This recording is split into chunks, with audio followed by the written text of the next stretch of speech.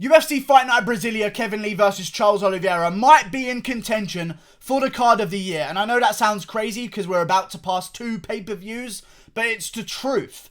There are 2 fight cards of the year so far, and that's UFC 248 and UFC Fight Night Brasilia. That sounds crazy, I know, but the way that things have been going with these pay-per-views, I swear to God, UFC Brasilia is amazing. Okay? It really is amazing, and I love every single second of it. It's in Brazil, which normally I wouldn't think, oh, that's going to be a stacked card, but we have a lot of Brazilian fucking talent, and we have a lot of savages willing to go and fight in Brazilian territory, because I feel like, to be honest with you, if you're an American or someone who's foreign, going to fight in Brazil, if you can get that engagement with the crowd, it goes viral. It happened to Jared Cannonier. It happened to Colby Covington, of course. Notoriously, it happened to Colby Covington. You get that interaction from the crowd and it does wonders for your popularity, you know. People start to get behind you because they hate the Brazilian fans. I'm looking at this card and I think it's absolutely sensational. This is wonderful. I mean, you've got people like Renato. What is going on with this card? Why is Damian Maia versus Gilbert Burns on the prelims? This isn't right. This can't be correct. We've got Renato Moicano opening up the prelims. This cannot be correct. There must be something severely wrong with people's brains. Why are they doing this to us? Either way, I feel like the card is going to be Damian Maia versus Gilbert Burns as the co-main event, because that's how it was said it was going to be. I'm not sure why the UFC schedule is so retarded right now, but even still, I love this fucking card. Kevin Lee versus Charles Oliveira. Let's start with that. Amazing main event. We've got Kevin Lee more hyped up than ever after a big win over Gregor Gillespie. People are really starting to get behind him. I feel like he's in a similar situation as to when he beat Edson Barboza. Bounces back off of losses with a big, huge win over a dangerous guy that he's the underdog against. It's tough. It's a very good moment for Kevin Lee right now, and if he can keep this hype going, he's going to be in a very good position to call out some guys in the top 5. Charles Oliveira, on the other hand, has been murdering guys ranked below him for so long, and he has been looking for this chance against a ranked contender, and Kevin Lee has taken the chance, which tells me that Kevin Lee is probably liking his chances against Charles Oliveira, even in Brazil. Kevin Lee thinks he's got the job against Charles Oliveira. He thinks he can get it done, which I like about Kevin Lee in this fight. Charles Oliveira is very dangerous, and if he can get this win, maybe we can see Charles Oliveira versus someone like, I don't know. I really don't know. Maybe a Diego Ferreira, someone like that. That would be interesting. 2 Brazilians going at it. With Kevin Lee, if he wins this one, I feel like he has more to gain because he's a bigger name and he has more call-out power. I feel like we could see Kevin Lee steal a fight with Dustin Poirier after this. Who knows? Maybe we see Kevin Lee versus Islam Makhachev. Who knows? I feel like Makhachev has a fight coming up soon. I don't think he's going to wait until March to sign a fight against someone, which is understandable. But Kevin Lee has big power here. Really big power. I'm looking forward to that fight. And then we talk about the co-main event, which is Damian Maia versus Gilbert Burns. Damian Maia has 2 fights left on his contract. This is one of them. I like it from Damian Maia. He's given the other Brazilian a chance to steal the reins. I like that move. That is a classy move from Damian Maia, honestly. And I like Damian Maia for that. I really do. I wish this was Gilbert Burns taking it on short notice so that the legend of short notice Gilbert Burns could live on and we could see it improve to 3-0 at welterweight.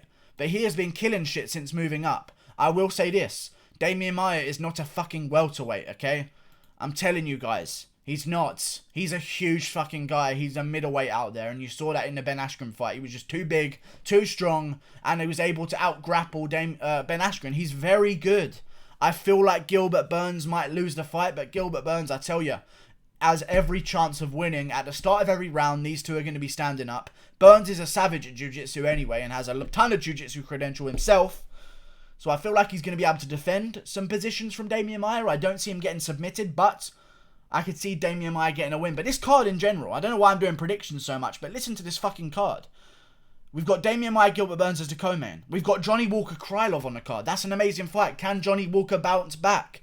Can Nikita Krylov bounce back after his loss against Glover Teixeira? Find out live. It's amazing. Makhmud Muradov is supposed to be on the card. I'm sure he's going to get a replacement of Antonio Carlos Jr. who had to fall out.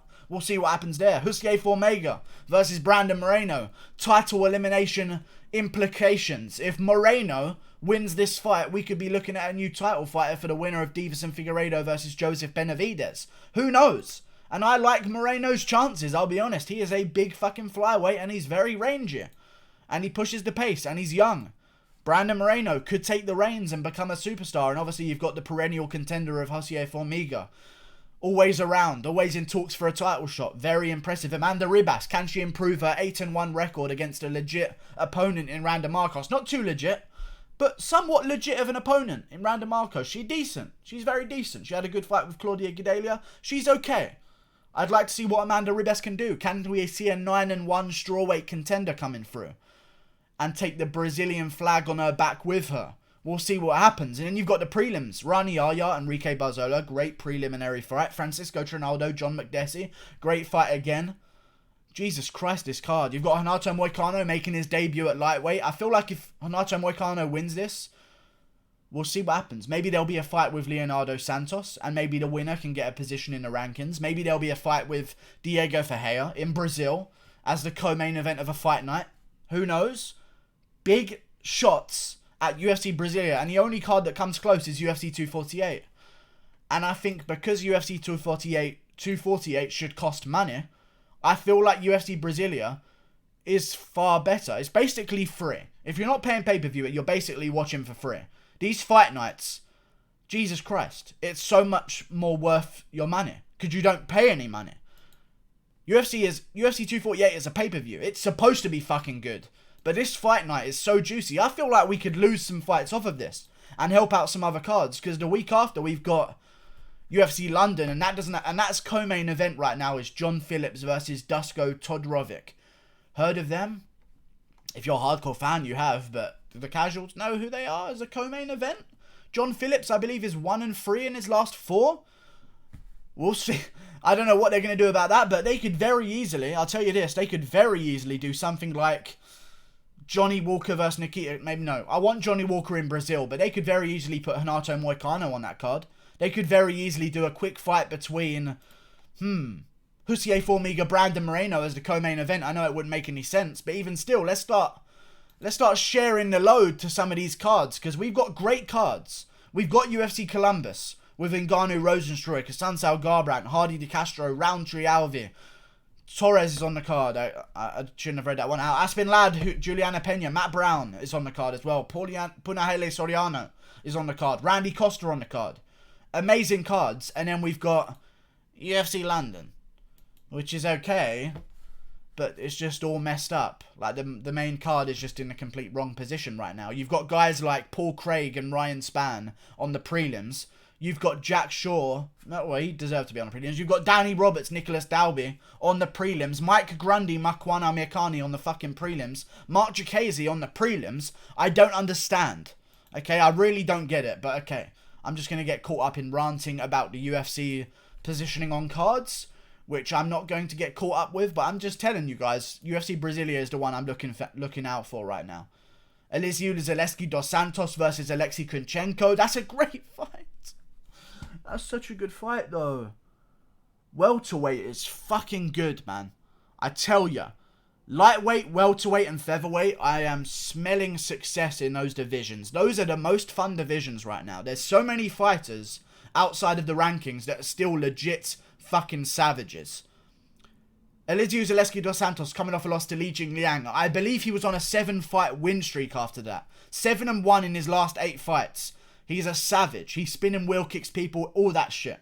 Alexei Kunchenko, 20-1.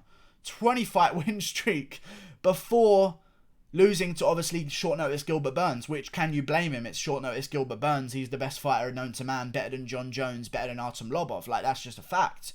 If you get Gilbert Burns on less than a week's notice, the cage explodes. Like, there's just no fight. Like, it can't happen. You know? Gilbert Burns is not allowed to take a fight on a couple of days' notice because the cage just can't handle it. We'll see if we can get an opponent for Makhmud Muradov, but other than that, actually, let me find an opponent for Makhmud Muradov because I want him to stay on the card. I want the Brazilian fans to see him. I don't want him to be fighting a Brazilian per se, but I do want the Brazilian fans to see him because I feel like right now with Muradov, we're taking him around the world and we're showing everyone a little bit of him. You know, getting everyone around the world introduced to the legend and the class of Makhmud Muradov because he is a thing to watch. Maybe we can do Makhmud Muradov versus, coming off a win, let's see here, maybe a Wellington Turman. He's Brazilian. Okay, maybe we can do that. Wellington Turman versus Makhmud Muradov. UFC Fight Night Brasilia. That's a great fight right there. I just made an amazing fight. It's so easy to do this. Andre Muniz, 1-0 in the UFC. Muradov's 2-0. Wellington Turman's 1-1. Coming off a win though. Let's make that fight. It's so easy. Let's do it. Makhmud Muradov, Wellington Turman, UFC Brasilia, on the main card, or headliner of the prelims. Whatever the fuck you want to do. That's fun. Like and subscribe. Click that button there. Goodbye.